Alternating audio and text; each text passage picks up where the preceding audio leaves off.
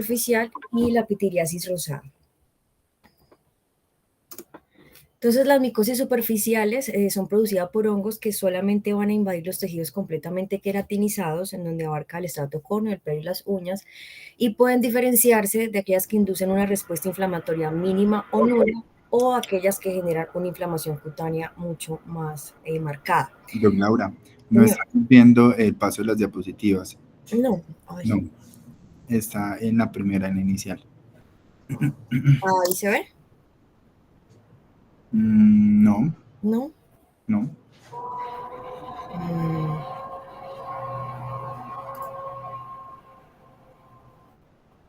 No sé. A ver. Yo lo voy a presentar. ¿Ahí? Nada. No, nada. Bueno, entonces a dejar de compartir para poder otra nuevamente compartir. Listo.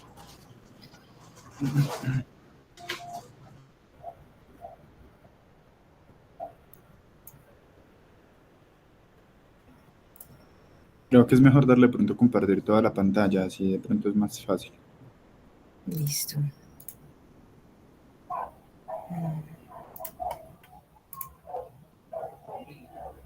Toda la pantalla. Listo. A ver, compartir. Listo. Ahí se está viendo las diapositivas. Sí, las diapositivas sí. Dale si quieres en proyectar a ver si... Ya, ahora sí. Perfecto. Y pasan perfectamente. Sí, perfecto.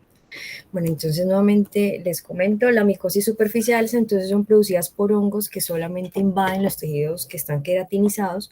Entonces abarcamos estrato córneo, pelo y uñas y pueden diferenciarse dependiendo pues como la respuesta inflamatoria que tenga. Algunas tendrán una respuesta mínima o nula y otras ya generarán una inflamación cutánea más sustancial.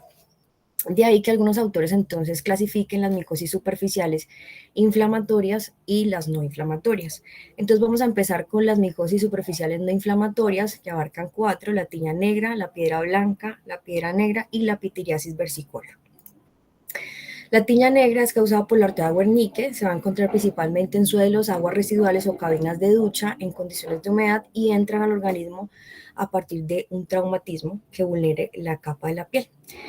El hongo se va a caracterizar por ser de color negro y acumula en su interior una sustancia que es muy parecida a la melanina, que es lo que le da la característica de las máculas oscuras que genera la enfermedad y tiene un periodo de incubación que varía entre 2 a 7 semanas.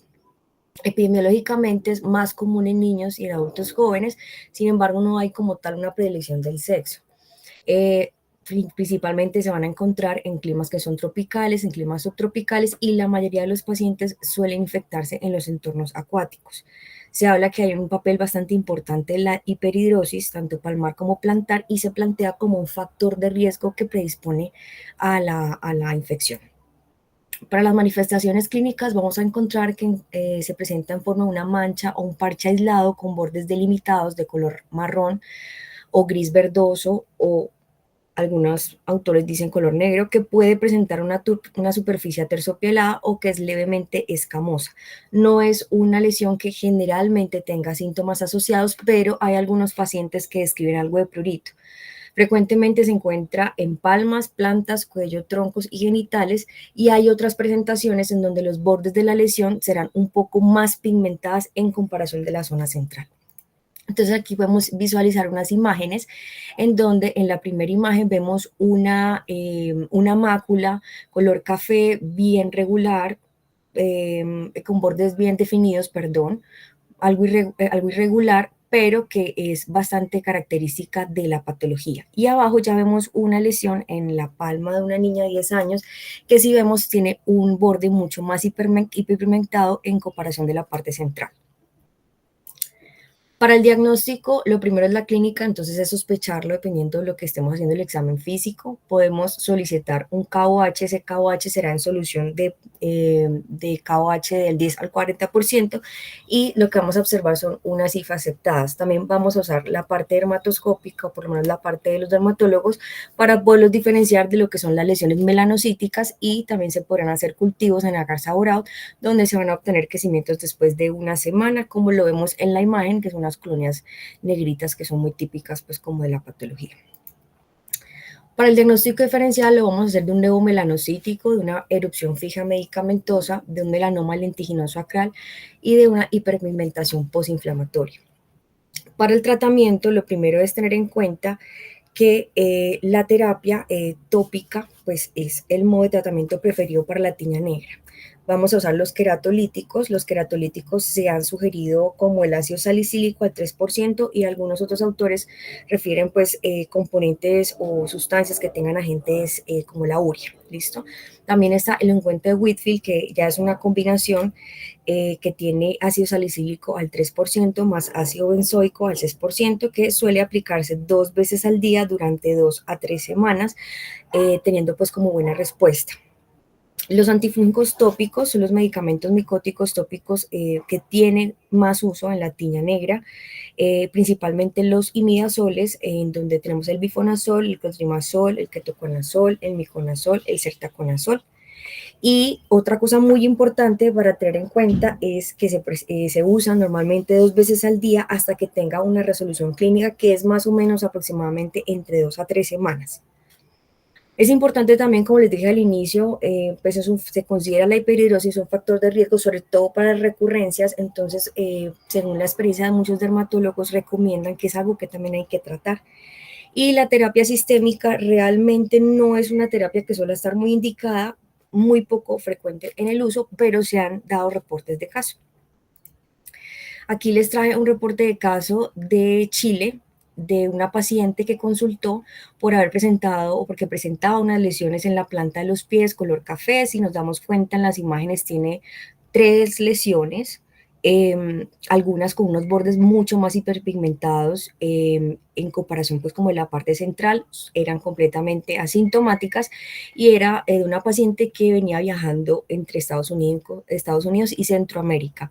Esta paciente se le hace una dermatoscopia mostrando una pseudorrec. Luego se le hace un examen micológico con KOH donde muestra unas cifas y posteriormente esta paciente se cultiva en agar saurado y se obtiene un crecimiento de un crecimiento pues color negro, unas colonias color negro aterciopeladas que son muy típicas como de la patología.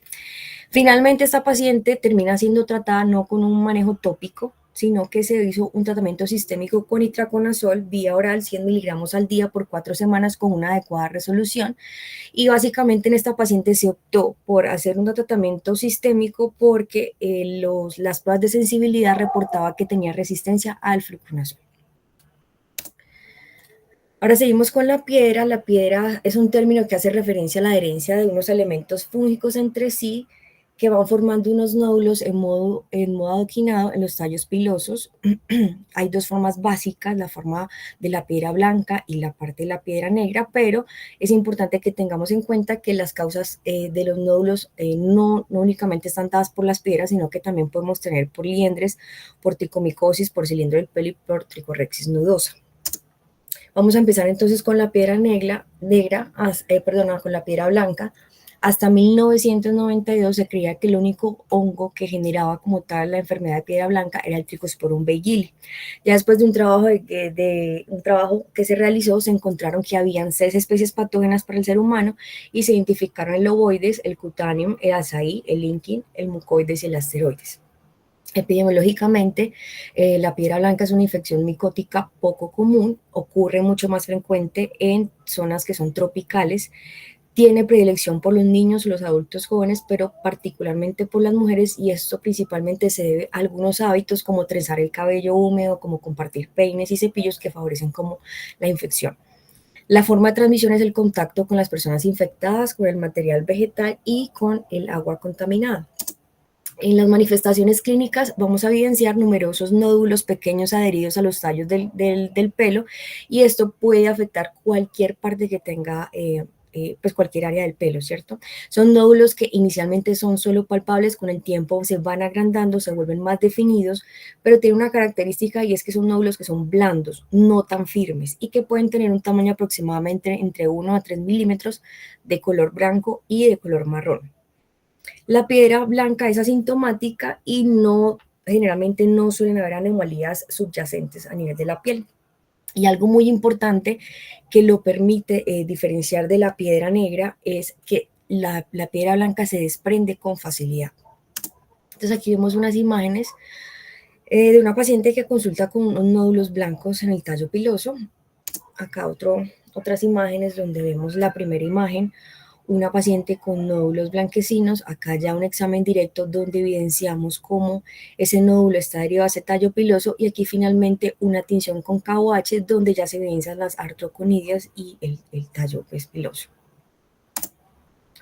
El diagnóstico es clínico, la confirmación básicamente directa a los elementos fúngicos. Se pueden hacer las preparaciones de KOH, donde se van a evidenciar las esporas alrededor del tallo piloso. Algunos autores usan las tinciones, o algunos dermatólogos lo indican con tinciones azules, y se evidencian de esta forma tanto en la parte externa como en la parte interna del tallo piloso.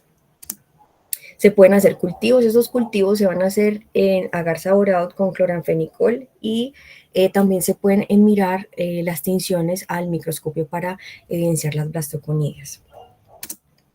Para el diagnóstico diferencial lo vamos a hacer de la piedra negra, de la pediculosis, la tricomicosis y los trastornos del tallo piloso que se les mostré al inicio. Con lo que respecta al tratamiento, realmente el tratamiento lo ideal es cortar o afeitar completamente el pelo que esté afectado. Sin embargo, no es algo muy aceptado porque cosméticamente es bastante difícil para el paciente.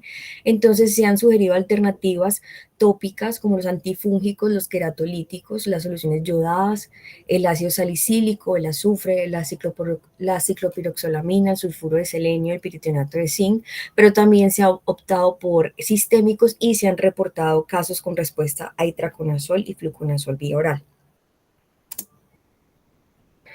La piedra negra es causada por el hongo de Pedraea orteae. Esta tiene la característica que una vez que invade la cutícula empieza a generar un proceso mecánico de presión sobre la cutícula, empieza a degradar la queratina, y a partir de unos procesos enzimáticos comienza a debilitar la vaina radicular y en algunos casos llega a comprometer lo que es la corteza. No tiene predilección de sexo. Los nódulos miden aproximadamente entre 30 a 45 micras, son de color oscuro, tienen una consistencia dura, y esto es algo que lo diferencia entonces de la blanca, es que se adhieren con una gran firmeza, no se pueden arrancar con facilidad y van a generar un sonido metálico al momento de peinarlos. Casi exclusivamente es de los pelos de la cabeza, pero pueden presentarse en las axilas y el pubis. También algunos pacientes consultan porque tienen una pérdida del brillo, y esto se da básicamente por el color mate que generan dichos nódulos. Acá vemos unas imágenes. En la primera imagen vemos los nódulos negros en el tallo piloso, ya que hay unas preparaciones con KOH donde ya se ve la afectación de estos al tallo piloso, de las ascosporas. Para el diagnóstico diferencial, la piedra blanca, la pediculosis capitis, pubis, la tricoptilosis y los otros trastornos del tallo piloso que les mencioné. El tratamiento es igual, cortar o afeitar las zonas, lo ideal. Sin embargo, buscando encontré que había un reporte de caso que se dio con un paciente que se trató con terbinafina oral. Acá les dejo pues como el linkcito si lo quieren revisar, que era un hombre caucásico sueco de 23 años que tenía signos típicos de piedra negra. Luego de estar 4 meses en la India, este paciente se le realizó todo el estudio, se le hizo un cultivo con pruebas de sensibilidad y reportó que era sensible a terbinafina, por lo que terminan dándole un tratamiento oral con muy buena respuesta y resolución pues, de la patología. Acá hay un cuadro comparativo entre la piedra negra y la piedra blanca con diferentes características. Se los dejo por si alguno más adelante pues quiere revisarlo. La pitiriasis versicolor es causada por la malacesia. 3 especies dominantes son las relacionadas: está la globosa, la simpodialis y la furfur. En los humanos las áreas seborreicas son las afectadas, generalmente el cuero cabelludo, cara, espalda, cara anterior y tronco, pero también recordar que muchas veces podemos tener colonizados con ciertas especies en la piel y no generar una patología. Son lipofílicas y esta es la característica que permite que se adhieran mucho más a la piel. Epidemiológicamente son frecuentes regiones tropicales, subtropicales, tiene una prevalencia del 40%, afecta a cualquier edad con predominio en adolescentes y adultos jóvenes. Los factores de riesgo son el uso de sustancias oleosas, predisposición genética, desnutrición y hiperhidrosis. Es importante destacar que no está relacionada con la mala higiene. Las manifestaciones clínicas vamos a encontrar múltiples máculas, lesiones parcheadas, ovales redondeadas o placas finas con leve descamación. Son localizadas en regiones que son seborreicas, principalmente en la parte del tronco y los hombros, que son las partes más comunes. Son máculas que tienen muchos colores, pueden ser color amarillo marrón, amarillo claro, marrón oscuro, rojizas, rosadas, es decir, hiperpigmentadas, hipopigmentadas, hipercrómicas, hipocrómicas, y de ahí es que se lee el nombre de versicolor. La tiña versicolor es asintomática y realmente su principal problema es completamente de índole cosmético en la mayoría de los casos. Acá hay unas imágenes donde vemos en la primera una variante hiperpigmentada en la parte del tronco, parte abdominal, y también que compromete los brazos, y acá vemos una variante hipopigmentada que afecta la cara. Aquí otra imagen donde vemos una variante hipopigmentada que afecta la parte del tronco, la parte de los hombros, que suelen ser las partes más frecuentes. Otras imágenes donde vemos las lesiones hipopigmentadas en cara, que es una presentación bastante frecuente en los niños, ya variantes hiperpigmentadas y ya un fototipo mayor, un poco más hiperpigmentadas las lesiones. Para el diagnóstico, lo primero es la clínica. Se pueden hacer exámenes directos con preparaciones de KOH al 10 o al 40% con tinta azul o negra, y va a dar un famoso aspecto característico de espaguetis albóndigas porque se evidencian acúmulos de levaduras e hifas generando este aspecto. Se puede hacer dermatoscopia como para diagnósticos diferenciales. Algunos autores usan también la luz de Wood para poderla diferenciar de otras patologías, pero como tal no va a ser el diagnóstico. Para el diagnóstico diferencial vamos a tener la dermatitis seborreica, la pitiriasis rosada, la pitiriasis alba, el eritrasma, la sífilis secundaria, el vitiligo, perdón, y la mucosis fungoide. Para el tratamiento es súper importante que tengamos en cuenta estos principios básicos, y lo primero es que la terapia tópica es el tratamiento de elección. Lo segundo es que la hiperpigmentación y la hipopigmentación suelen persistir durante semanas o algunos meses después de que usted le haya hecho un tratamiento exitoso. Y por último, es importante que se eduque al paciente que no es una enfermedad contagiosa y que no es secundaria a una mala higiene, y que tiene que tener paciencia para que las lesiones desaparezcan. ¿Listo? La terapia inicial son los antimicóticos tópicos, y muchas veces la selección del manejo va a estar pues como, o dependerá de la disponibilidad del tratamiento y la preferencia que tenga el paciente. Usted tendrá antimicóticos azoles en muchas presentaciones, ya pues algo que decidirá con el paciente. Tenemos presentaciones entonces tópicas como el champú ketoconazol, la crema terbinafina y el champú del sulfuro selenio, son como las más usadas. Hay otras opciones tópicas como el piritonato de zinc al 1% o la crema de ciclopirrox. Y finalmente las terapias orales, que son sistémicas, son terapias que realmente se van a dejar para aquellos pacientes que tengan enfermedades que son extensas o enfermedades que son refractarias. Esto ya acá cada uno reporta cuánto es el tiempo de duración y la dosis aproximada que vamos a usar en los pacientes. Este es un cuadrito que me gustó cuando revisé la literatura. Vamos a mirar entonces primero si tenemos que la terapia tópica es factible. Si la respuesta es sí, que es la mayoría de los pacientes, vamos a completar entonces el ciclo de la terapia tópica. Vamos a mirar cómo está la respuesta aproximadamente al mes. Si tenemos una mejora que es progresiva, vamos a mirar entonces cómo van evolucionando las decoloraciones, las pigmentaciones que tenga el paciente. Y finalmente, pues miramos si hace recurrencia y hay necesidad en algún momento de hacer una profilaxis. Si por el contrario el paciente no responde, que no es lo común, suele responder muy bien generalmente, pero si no responde, lo primero es que tenemos que mirar si hubo un diagnóstico incorrecto, si hubo una administración inadecuada del tratamiento, y si no, pues identificamos ninguna causa del fracaso, podemos mirar si cambiamos a otra terapia tópica o si cambiamos a una terapia oral distinta. Si la terapia tópica no es factible, que es muy raro, entonces vamos a hacer el curso, el tratamiento con el fluconazol y el itraconazol oral y vamos a seguir lo mismo. Vamos a mirar cómo está el mes, si hubo respuesta súper bien, si no, pues vamos a hacer estas mismas preguntas. Ahora vamos a hablar un poco de las micosis superficiales inflamatorias. Aquí entran las dermatofitosis, son infecciones fúngicas causadas por 3 géneros de hongos que tienen pues una capacidad de invadir los tejidos queratinizados y multiplicarse en ellos. Estos hongos en conjunto los llamamos entonces lo que son los dermatofitos, que tienen una fisiología, una morfología y una patogenia bastante similar.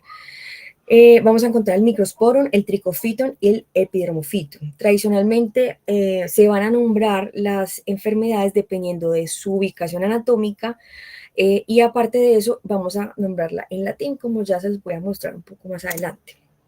Con respecto a la patogénesis, entonces lo primero es que la inoculación se va a dar es porque esa infección se produce cuando el humano tiene contacto con las fuentes contaminadas, ya sea el suelo, pelo de los animales, el contacto directo con otras personas a través de uso de objetos personales, y posteriormente va a haber una colonización. Esa colonización básicamente se va a dar es porque el dermatofito tiene que verse pues enfrentado a diversos agentes físicos, químicos, ya sean por radiación, por temperatura, por pH de la piel, por la humedad, por las mismas, los ácidos grasos que tiene la piel, los esfingolípidos, los queratinocitos y los distintos factores que ayudan a proteger la piel.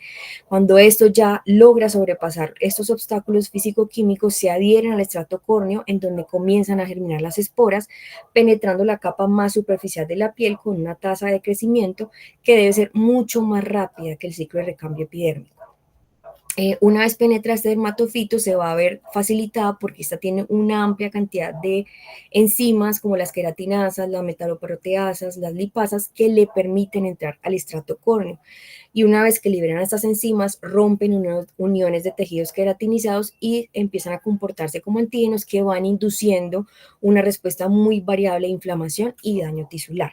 ¿Listo? Esta respuesta realmente depende mucho de cada organismo, pero generalmente ellos tienen unos estímulos que desencadenan una respuesta inmune, tanto de la inmunidad innata, liberando neutrófilos y macrófagos, y de la parte adaptativa, generando linfocitos generados por linfocitos T ayudadores tipo 1. En cuanto a la epidemiología, el Trichofitum rubrum, digamos que es el de mayor distribución a nivel global. El concéntrico es un poquito más endémico en ciertas zonas del Pacífico Sur y Sudamérica, pero con lo que respecta como tal, la epidemiología realmente ha estado muy cambiante por los viajes y por las migraciones masivas que se han tenido. Es mucho más común en los entornos que son tropicales y vamos a tener 3 modos de transmisión. Los antropófilos, que es de humano a humano, los zoófilos, que es de animal a humano, y los geófilos, que van de suelos a humano o animal. Entonces acá tenemos los subtipos clínicos, como les dije al inicio, pues se van a nombrar en latín y van a ser dependiendo de dónde es la parte que lo afecta. Entonces, la tinea corporis para la tinea del cuerpo, la tinea pedis para el pie, la tinea cruris para la parte inguinal, la tinea faciae para la cara, tinea manum para las manos, la tinea capitis para el cuero cabelludo, la tinea barbae para la barba y la tinea ungum para las uñas. Vamos a empezar entonces con la tinea capitis. La tinea es un trastorno bastante común, son mucho más frecuentes en niños, principalmente los niños que en etapa prepúberes. Esta infección del pelo se va a dar en 3 formas. Entonces está la forma del endotrix, en donde vamos a mirar que las artroconidias están dentro del tallo piloso. Está la forma ectotrix, donde se van a evidenciar por fuera del tallo piloso, y finalmente está la FAUS, en donde las hifas van a estar dentro del tallo piloso, pero además tienen una serie de aire, pues unos espacios aéreos, por decirlo de una manera. Es frecuente que estos pacientes puedan cursar con adenopatías regionales y que además tengan un proceso sobreinfectado bacteriano secundario, principalmente por Staphylococcus aureus en el 48% de los casos. Acá tenemos unas Mira, variables. y no puedes escribirlo tú. El nombre del Daisy. Bueno, para los subtipos tenemos varias variantes. La variante de parche gris, en donde evidenciamos una placa hiperqueratósica, donde vemos una gran pérdida de pelo, ¿listo? Entonces alopésica, y vamos a mirar cómo lo describen como un trigo cosechado. Es bastante, la podemos definir, no tiene un borde como tal muy regular, pero la podemos definir. Está la variante de puntos negros, en donde es un parche que es asintomático, digamos que no es tan extenso, pero sí podemos ver esos punticos negros, que es lo que le genera la característica a este subtipo. Está la escama difusa, que es muy similar a la dermatitis seborreica porque presenta una descamación muy sutil en las áreas que están afectadas. La parte de la FAUS, que sí ya vemos una descamación muy extensa, hay pérdida completa del cabello, costras sobrelevadas, pero sobre todo vemos que hay un proceso inflamatorio asociado. Y acá finalmente está el Kerion, en donde vemos una placa que está bien delimitada, con un complemento inflamatorio, con lesiones pustulares y pérdida del pelo. Aquí en la primera imagen vemos uno y que igual, y ya este sí es un compromiso mucho más severo y mucho más inflamatorio. Para la tiña barba es una variedad realmente poco frecuente, afecta a los hombres. Rara vez afecta a las mujeres, y cuando las afecta son mujeres que sufren de hirsutismo.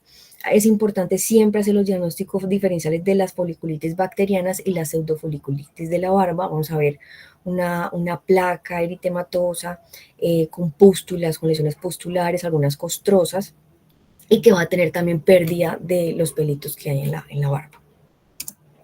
La tiña corporis afecta a cualquier parte del cuerpo: tronco, cuello, hombros, cara, extremidades, todo. Tiene un periodo de incubación típico de 1 a 3 semanas y tiene una característica, que es que se extiende de manera centrífuga y puede tener lesiones anulares. Aquí vemos un pacientico que tiene unas lesiones que se extienden centrífugas y con muchos signos de rascado crónico. Otras lesiones acá bastante definidas, con lesiones tipo como anulares. Aquí vemos también una plaquita anular con un componente inflamatorio, con secreción, en una paciente de 13 años. Para la tiña cruris es más frecuente en hombres adultos, principalmente con factores de riesgo como la diabetes y la obesidad.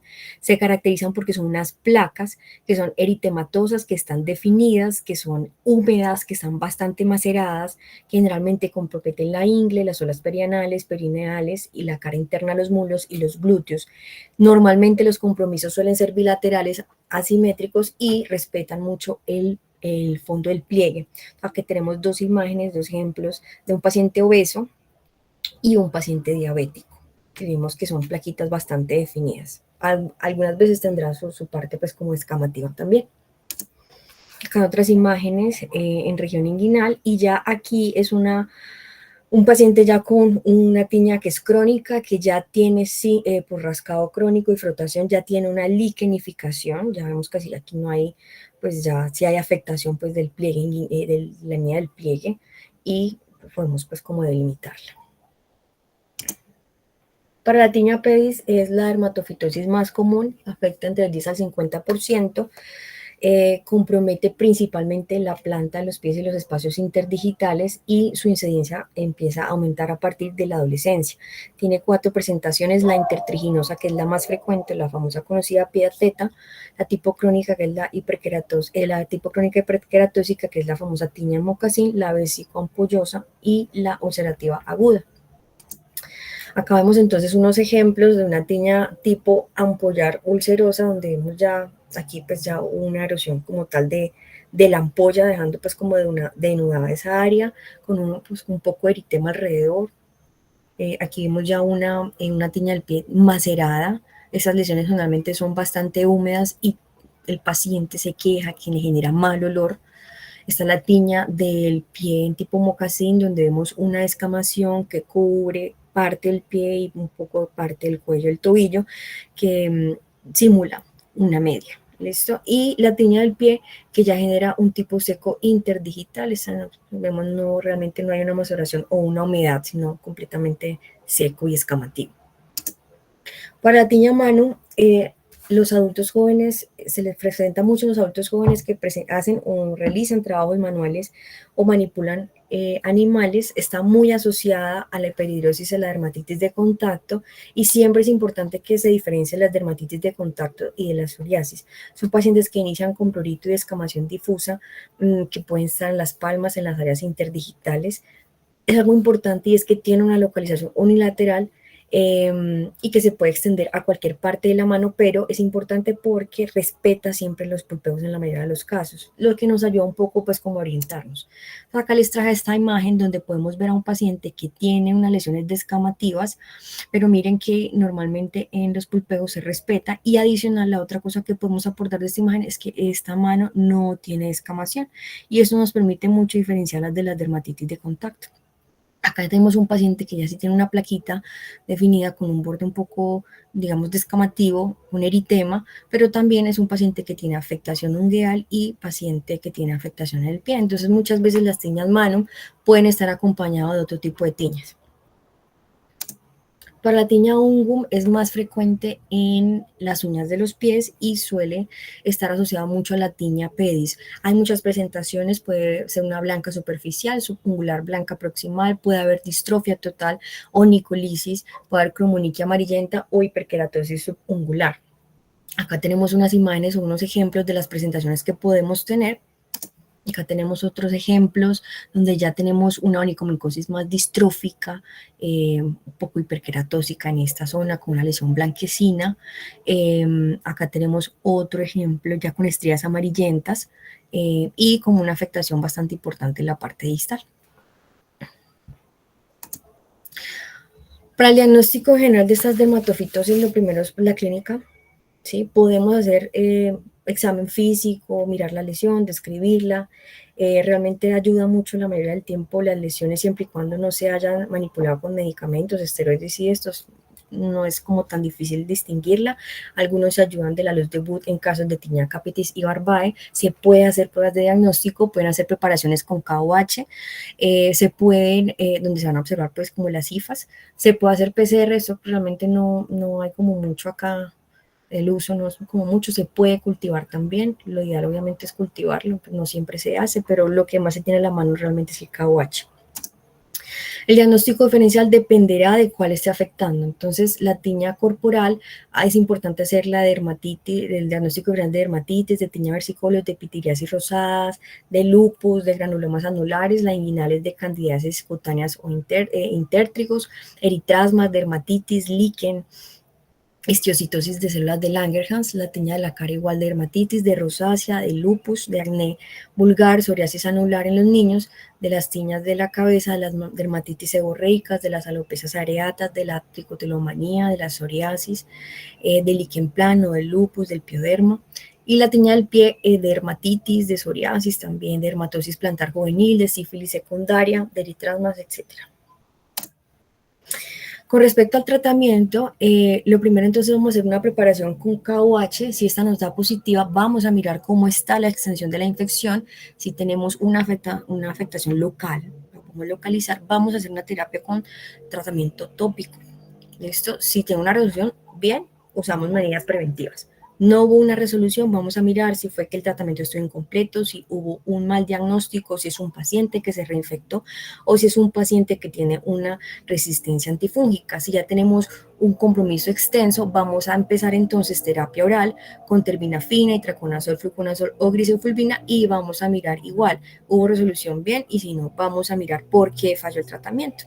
Cuando no es posible hacer una preparación de KOH, pero yo estoy con el paciente y para mí eso es una infección por dermatofitosis, entonces yo tengo mucha confianza en eso, pues hago un tratamiento y la trato como si tuviera el KOH positivo. Si, digamos, no estoy tan seguro, entonces hay que hacer diagnósticos diferenciales, vamos a hacer referencia al dermatólogo, a referir al dermatólogo, o vamos entonces a tener tratamientos antifúngicos empíricos. ¿Listo? Igual que lo negativo, hacemos pues como mucho en lo de la baja evidencia. Ya con lo que respecta en el tratamiento, la tiña pedis y la tiña manum, el tratamiento tópico de elección suele ser la terbinafina al 1% por 4 semanas y el sertaconazol al 2% por 4 semanas, pero tenemos otras alternativas como la ciclopiroxolamina y la morofilina por 4 semanas. Para la terapia oral se prefiere la terbinafina 2 a 4 semanas, el itraconazol de 1 a 2 semanas y como alternativa tenemos la griseofulvina, pero sí esa es un poco más extensa, de 4 a 8 semanas. Para la tiña corporis y cluris, igual, terbinafina y sertaconazol de 4 semanas aproximadamente a 6 en el caso de la terbinafina. Oral, tenemos la terbinafina oral o la itraconazol con alternativas de griseofulvina y fluconazol. Para la tiña barbae se prefieren las terapias orales con terbinafina 250 miligramos día por 4 semanas o itraconazol 100 día por 4 semanas. Para la tiña capitis, realmente se prefiere la parte oral. La griseofulvina es uno de los tratamientos que se pueden escoger. Largo el tratamiento, 6 a 12 semanas, terbinafina o itraconazol de 4 a 6 semanas, y el tratamiento tópico suele ser usado más como un coadyuvante. Podemos usar el ketoconazol en champú al 2% o el sulfuro de selenio en champú. Con respecto a la tiña ungum, el tópico que se puede usar es la morofilina, son tratamientos largos de mucha paciencia, 6 a 12 meses, igual que la ciclopiroxolamina por 12 meses. Y podemos usar también la terapia con terbinafina oral, podemos hacerlo de dos formas, con un ciclo que sea continuo de 6 a 12 semanas o podemos hacerlo por pulsos que van más o menos de 2 a 3 veces dependiendo que también responda el paciente. Otra que tenemos de las micosis superficiales inflamatorias es la candidiasis, es causada por el género Candida, especialmente el albicans. Normalmente es una infección que se asocia más a aquellos pacientes que tienen cierta deficiencia del sistema inmune. Se han visto en aumento por el aumento de las enfermedades de transmisión sexual como el VIH y el uso de las terapias inmunosupresoras. Sin embargo, hay que tener en cuenta que hay una alta colonización por Candida albicans en la parte oral y no siempre va a generar una enfermedad como tal. Hay 200 especies de género Cándida, pero se ha identificado que afectan o generan enfermedad al ser humano la albicans, seguida por la glavatra, la tropicalis y la crusei. Estas son levaduras que desarrollan hifas o pseudohifas con diferentes factores de virulencia y poseen una muy rápida adaptación a todo lo que es la parte del ambiente. Acá hay una imagen de cómo son las colonias de Candida albicans. Entonces vamos a empezar con las manifestaciones clínicas. Aquí vemos la candidiasis cutánea, se va a dar en pliegues de flexión, es decir, en espacios interdigitales, pliegues inframamarios, pliegue infraabdominal, región interglútea, las axilas, las ingles, y vamos a evidenciar una erupción que es pruriginosa, que es bastante eritematosa, una placa pues eritematosa, que es urente, que es dolorosa, que puede tener unas pústulas, que puede ser algo macerado. Algunas de las pústulas se pueden romper y dejan una base como escamativa y eritematosa. Entonces aquí vemos un paciente, un ejemplo, y las lesiones como satelitales características de las candidiasis. Acá otras imágenes donde vemos unas placas eritematosas con unas pálpulas satélites que se ven un poquito en la imagen. Aquí también vemos que de pronto se ve un poco mejor. Otro paciente con una afectación, una candidiasis en la parte escrotal y la parte de los muslos, un eritema bastante marcado con las lesiones satelitales características. Y esta es una paciente diabética que hizo una reacción después de un uso de antibiótico de amplio espectro con un eritema bastante marcado, y aquí podemos ver aquí algo pues como signos de rascado y las lesiones satelitales que nos permiten sospecharla. Con respecto a las candidiasis de la mucosa, la candidiasis de la mucosa oral es bastante frecuente, predomina generalmente en las edades que son extremas, tiene varias presentaciones. Tenemos la pseudomembranosa aguda y la crónica, en donde la aguda se va a caracterizar porque hay una placa blanca que puede estar en la mucosa bucal, en la lengua, en el paladar, en la encía, y tiene la característica porque esta membrana es friable, usted la retira y va a evidenciar en la superficie un eritema brillante y el paciente se va a quejar que le duele y le da la sensación de una quemadura. Acá tenemos otro ejemplo de que se desprenden esas, pues se raspan con baja lengua, así desprenden fácil y el paciente se va bastante eritematoso. Están las atróficas agudas y crónicas. Aquí el tejido o el epitelio oral está delgado, es brillante, hematoso, el paciente se queja de ardor. Suele mucho estar acompañado o presentarse en aquellos pacientes que usan prótesis dentales o que tengan muchos traumas dentales. Está la queilitis angular, conocida también como perleche. Clínicamente se va a presentar un eritema, se pueden presentar fisuras, maceración, dolor en los ángulos de la boca. Son condiciones que si bien pueden asociarse no solo a infecciones por cándida, o sea, no son infectadas con cándida, sino que también por deficiencias de hierro, deficiencias de vitamina B12, y también es muy frecuente encontrar en pacientes que tengan maloclusiones, pérdidas de dentadura, uso de prótesis. Con respecto a las candidiasis vulvovaginales, normalmente la mayoría aparece posterior a que la paciente haya tenido uso de antibióticos, cambios en la flora vaginal por diferentes sustancias que se aplique, duchas vaginales, etcétera, y se va a manifestar como una leucorrea con un eritema vulvar intenso, muy pruriginoso, a veces le arde a la paciente, le puede generar dispareunia, es uno de los motivos consultas por lo cual los lleva a ir al médico. Puede presentar lesiones vecinas, puede presentar lesiones satelitales o solamente presentarse un eritema pues como leve. En el área es mucho más frecuente la Candida albicans como causal en estas candidiasis.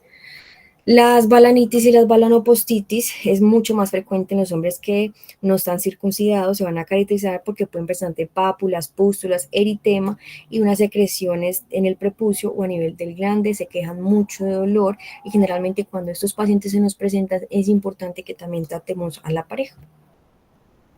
Acá tenemos ya unas lesiones ya blanquitas que tienen una base eritematosa que la podemos pues como identificar.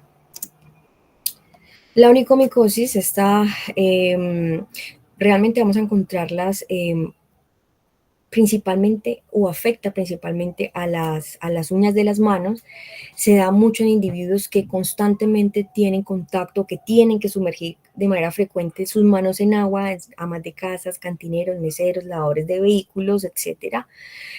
Predomina mucho o vamos a mirar mucho lo que viene siendo que pueden afectar el extremo distal de la lámina, pueden acompañarse de la sonicolisis, puede tener leuconiquias, puede tener cromoniquias amarillentas, y algunos casos pues ya es un poquito más severo, pues puede comprometer todo el lecho de la uña y aparte puede comprometer el borde generando un eritema, edema y mucho dolor en estas zonas de laterales pues ungulares y también proximales. Para las candidiasis crónicas mucocutáneas son poco frecuentes, pero suelen ser graves porque suelen ser resistentes al tratamiento y se diseminan fácil a los tejidos profundos y pueden llegar a generar procesos sépticos. Se asocia frecuentemente a pacientes con endocrinopatías como el hipoparatiroidismo, el hipoadrenalismo, el hipotiroidismo, a deficiencias nutricionales, a enfermedades que cursan con alteración de la inmunidad, inmunodeficiencias severas, el síndrome de George, infecciones por VIH. Para el diagnóstico diferencial vamos a hacerlo dependiendo de la zona que esté afectada. Para la parte oral vamos a hacer diagnóstico diferencial del líquen plano, del pemphigo vulgar, de las estomatitis, de las leucoplasias, de los eritemas multiformes, de las reacciones medicamentosas, la parte vulvovaginal, de la dermatitis de contacto, del líquen escleroso, del síndrome de Behçet, de las tricomoníadas y las vaginosis bacterianas, la parte balanopropucial igual, de la dermatitis de contacto, del líquen escleroso y atrófico, de los síndromes de Behçet, la balanitis bacteriana y el herpes genital, las onicomicosis y las paroniquias, de aquellas que son generadas por trauma, de la psoriasis, del líquen plano, de las infecciones por dermatofitos y los mohos no dermatofitos, los melanomas y el intertigo candidiásico de las dermatitis de contacto, los intertigos mecánicos y de las tiñas. El diagnóstico inicialmente va a ser clínico, podemos hacer visualizaciones directas en solución salina, donde vamos a observar pseudomicelios y esporas de la levadura, como lo vemos en esta imagen, y algunas veces se optará por hacer cultivos en agar saborado con destroza y cicloheximida, donde se ve un crecimiento de la cándida aproximadamente en 48 a 72 horas. Bueno, para el tratamiento en general, los antimicóticos tópicos son los más usados. Donde se prefieren los imidazoles tópicos, ketoconazol, fluconazol y traconazol por 2 semanas. Es lo que ha reportado buena respuesta. Para aquellos pacientes que cursen con una candidiasis oral, podemos usar soluciones de nistatina de 2 a 3 veces al día, de 7 a 14 días. Se pueden usar los azoles sistémicos, se dejan para enfermedades que están severas, que sean extensas, que sean crónicas, y para los pacientes que tienen onicomicosis, y son tratamientos que abarcan aproximadamente de 6 a 12 semanas.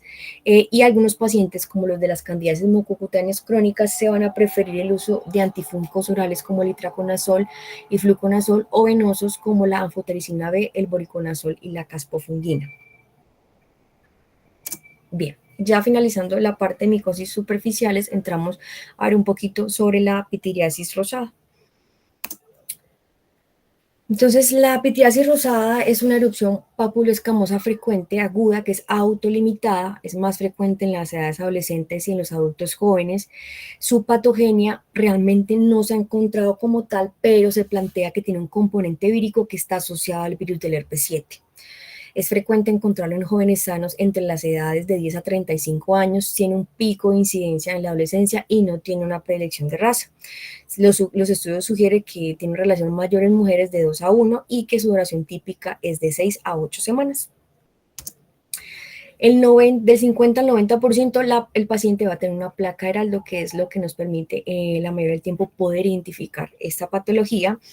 Normalmente 1 a 2 semanas después de que se aparece la placa Heraldo, van a aparecer otras lesiones ovaladas de aspecto similar a esa placa, pero mucho más pequeñas.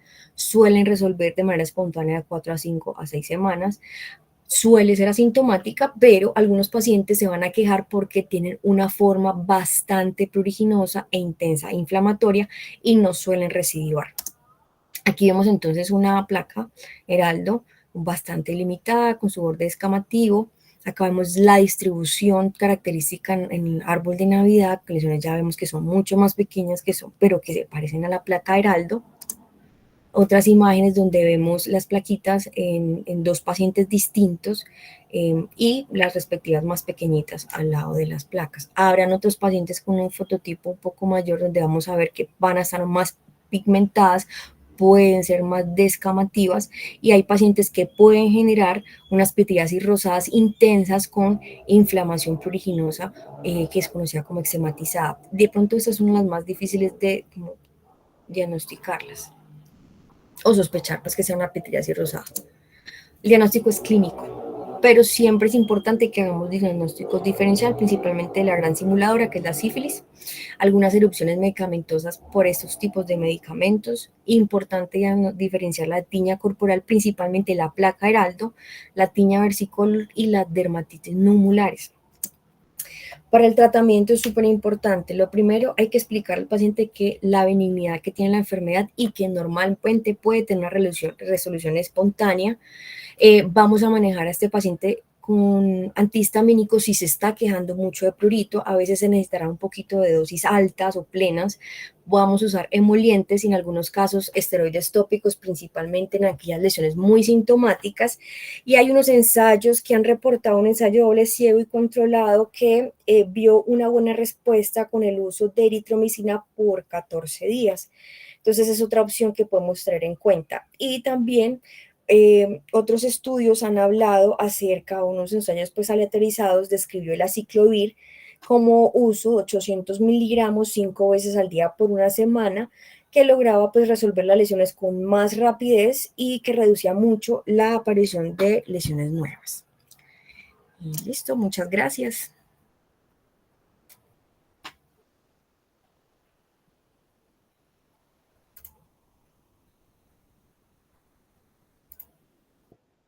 Muchas gracias, Doc. No sé si alguien tiene dudas, preguntas, quieren hacer algún tipo de recomendación.